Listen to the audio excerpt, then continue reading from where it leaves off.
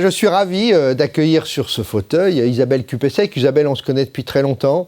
Tu es directrice expérience client et qualité de la Banque Postale et tu es aussi membre du conseil d'administration de la FRC. Mais je t'ai connu avec d'autres marques, Malakoff, Médéric, Leroy Merlin, des marques extraordinaires. Donc tu es une grande professionnelle de l'expérience client. On est ravis aujourd'hui de t'accueillir et merci de te prêter à ce jeu du buzz à questions. Et on va démarrer tout de suite, comme tu connais le principe, en appuyant sur le bouton rouge. Vas-y. J'y vais. Allez, c'est parti.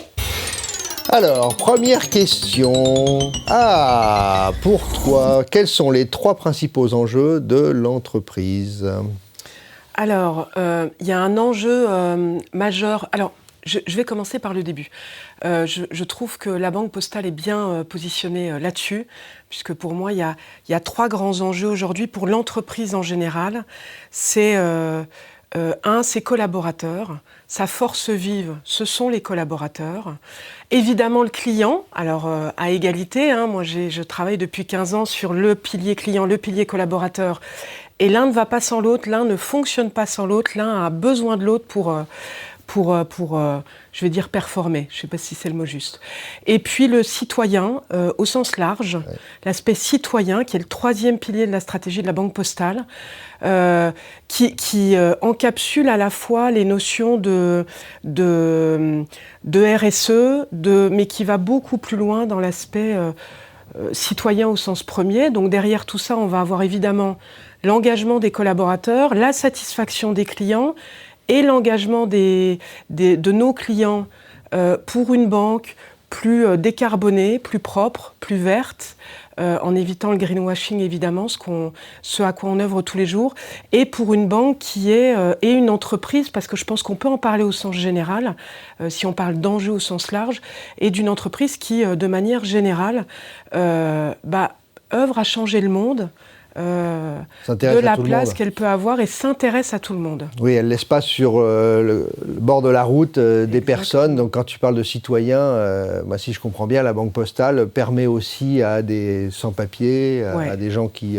sont sans domicile fixe, d'avoir un compte bancaire. Exactement, c'est la seule banque, une des seules banques qui permet d'avoir un compte bancaire à des gens qui sont dits vulnérables, c'est-à-dire qui ne pourraient pas accéder à un compte bancaire dans notre monde tel qu'il existe aujourd'hui avec toutes les normes existantes. Donc on a effectivement, je vous donne l'exemple, je l'ai vu encore sur le terrain il y a quelques jours, une femme qui est arrivée, qui est SDF, qui dépose le soir les quelques pièces qu'elle a gagnées. Elle peut les récupérer le lendemain. Ils sont en sécurité pendant la nuit. Elle peut retirer juste 5 € parce que la veille, elle a réussi à faire uniquement 5 €. Et ça, c'est à disposition, ça passe par nos bureaux de poste et c'est complètement unique. Et c'est vraiment notre approche citoyenne et inclusive.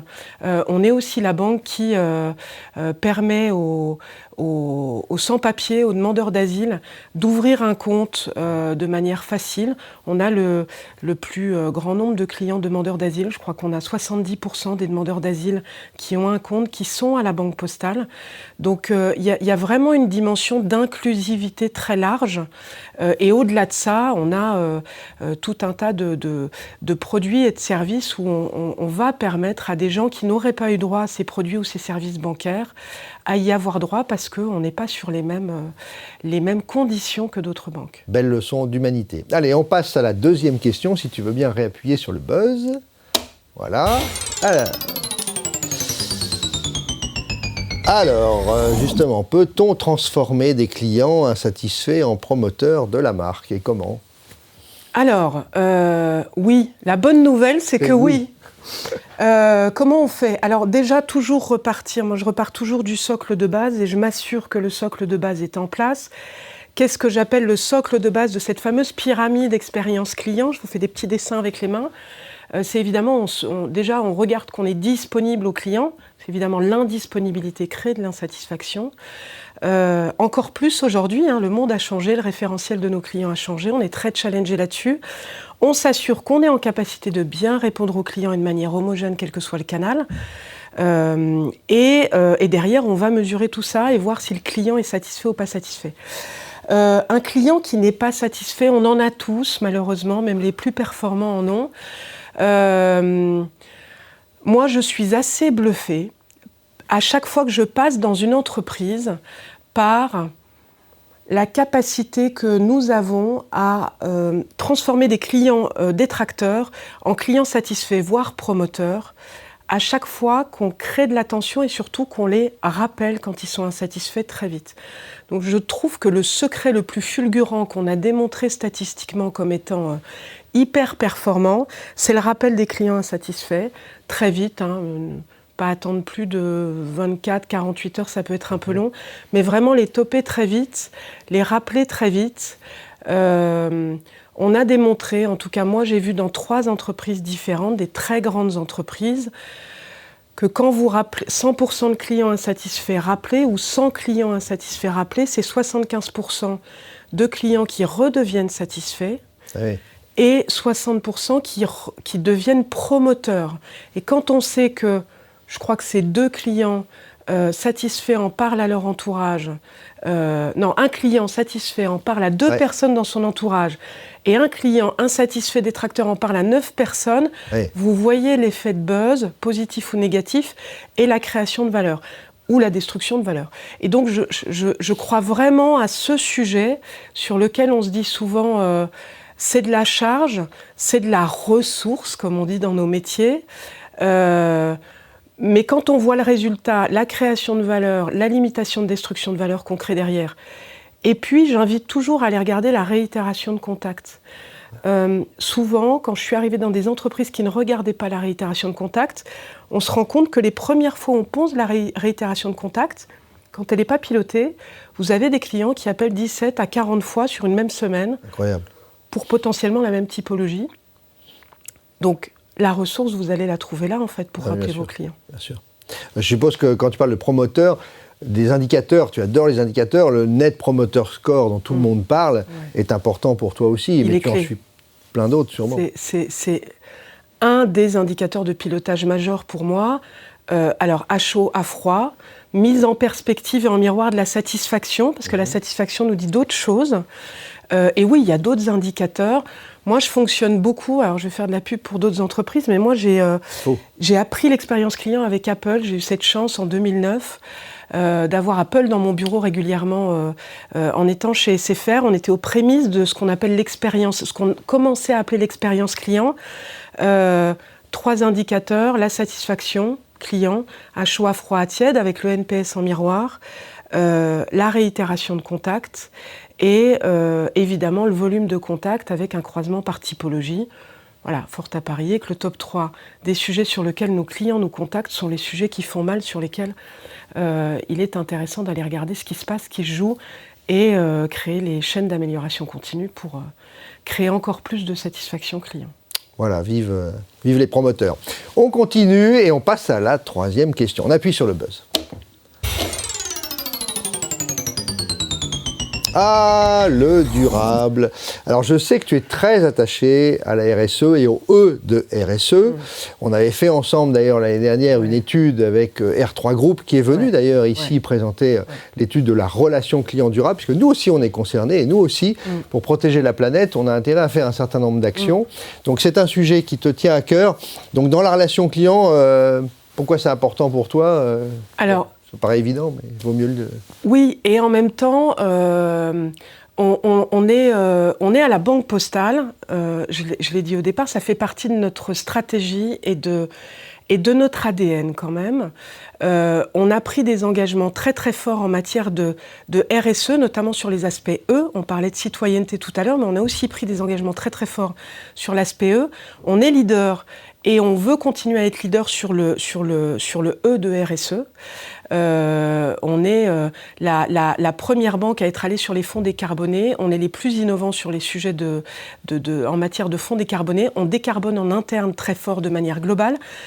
On est une entreprise à mission. Donc tout ça, ça peut pas être du greenwashing, ça peut pas être de l'affichage et de la communication sur lequel on se fait plaisir, puisqu'on a un conseil à côté de notre conseil d'administration qui nous suit, avec des experts qui nous suivent sur tous ces aspects-là, donc ça nous oblige globalement.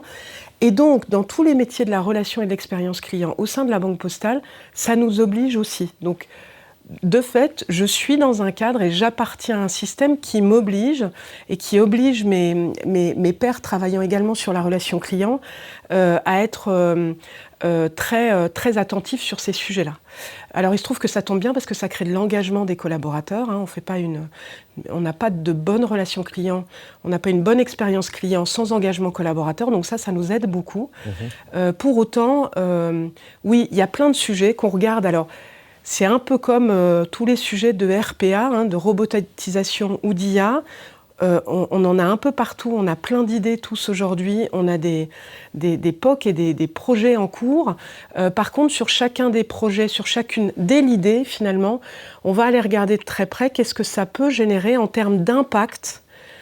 En fait, la Banque Postale fonctionne dans sa méthodologie de mise en place de projets, que ce soit relation, expérience client, mais tous les projets, on fonctionne en termes d'impact. Donc, on va aller regarder quel est l'impact qu'un projet va générer, notamment d'un point de vue RSE, notamment d'un point de vue environnemental, à partir du moment où on le lance. Donc, on voit bien que l'IA vient fortement challenger nos métiers, nous interroger, et c'est génial, c'est une porte ouverte qui va nous faire avancer très vite et très fort. Pour autant, on se doit de ne pas oublier la dimension environnementale dans tout ce qu'on met en œuvre. On parlait tout à l'heure de l'IA Act, on le retrouve aussi dans, évidemment, toutes ces réglementations. L'environnement, la sobriété numérique est fondamentale, et c'est ce lien qui nous tient dans toutes nos actions. On passe à la dernière question. Allez, on appuie sur le buzz. Alors, en ce moment, quelle est l'entreprise qui t'inspire en matière d'expérience client ? C'est qui pour toi le Graal, les meilleurs, en tant que cliente peut-être aussi ? Alors, il y a le Graal et puis il y a les bons dans mon domaine que je regarde quand même de très près. Donc je vais peut-être en citer plusieurs, j'ai le droit. Absolument, il n'y en a pas qu'un. Alors évidemment, moi je dis toujours depuis des années, alors évidemment j'ai été bercée par Apple et je suis, comme beaucoup d'entre nous, une grande fan. Mais je dis toujours, vous m'avez en France, il y en a peut-être aussi. Voilà, vous m'avez beaucoup entendu et je l'ai beaucoup dit chez Malakoff, je l'ai beaucoup dit chez Leroy Merlin, je le dis beaucoup à la Banque Postale. Le référentiel de nos clients, quels que soient nos produits, notre domaine, il est compliqué, il n'est pas compliqué, il est risqué, il n'est pas risqué. En matière d'expérience client et de flux au sens large, c'est Amazon. Amazon, c'est simple, c'est fluide, c'est facile. Voilà. On est heureux américain, là. Oui, mais je vais nuancer. Le deuxième, c'est Doctolib. Ah, Cocorico. Bravo. Notamment sur la prise de rendez-vous. Ils nous ont bluffés, ils ont été encore plus loin pendant le Covid. Ils sont magiques. Et on voit bien quand on met en place des sujets de prise de rendez-vous dans nos métiers, il faut qu'on tire le standard sur ce que fait Doctolib. On n'a plus le choix. C'est inévitable. J'étais sur un conseil client. On a réuni 20 clients la semaine dernière à la Banque Postale. Doctolib, c'est le sujet qui est revenu en permanence sur la table sur la prise de rendez-vous. Une fois que j'ai dit Amazon et Doctolib, je vais vous dire Leroy Merlin parce que c'est une boîte qui continue à me tenir à cœur, que je regarde beaucoup. Et je trouve que Leroy Merlin coche plein de cases en matière d'expérience client, beaucoup liées au collaborateur, à l'engagement du collaborateur, et parce que Leroy Merlin très tôt a mis l'humain au centre et a investi sur l'humain au sens large.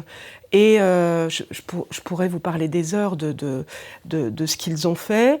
Je continue à beaucoup m'en inspirer. Donc, j'ai envie de dire Leroy Merlin parce qu'ils sont quand même assez fantastiques. Quand on regarde Leroy Merlin, on ne regarde pas Castorama, par exemple. Donc, moi, j'adore, Merci. Je suis fan. Après, dans mon domaine, moi, j'ai quand même une banque qui me bluffe dans l'usage, qui est le LCL, et que je regarde de près, parce qu'il y a 3-4 ans, ils ont décliqué sur un certain nombre de choses, et ils sont partis tellement loin dans la remise du client au cœur du dispositif à tous les étages de la fusée, qu'en 3 ans, ils ont réussi à monter sur le podium relations clients que je regarde beaucoup dans le domaine bancaire. Ils sont aujourd'hui sur le podium et on aimerait bien leur piquer leur place, donc je les regarde de très près. Bon, alors on va retenir Doctolib, Leroy Merlin et le Crédit Lyonnais, et bientôt, bien sûr, la Banque Postale sur le podium. Merci beaucoup Isabelle, tu es une grande professionnelle de l'expérience client, c'est un plaisir de t'avoir, et merci d'avoir partagé tes convictions, et vive le durable. À très bientôt. Vive le durable, à très bientôt, merci de m'avoir invité.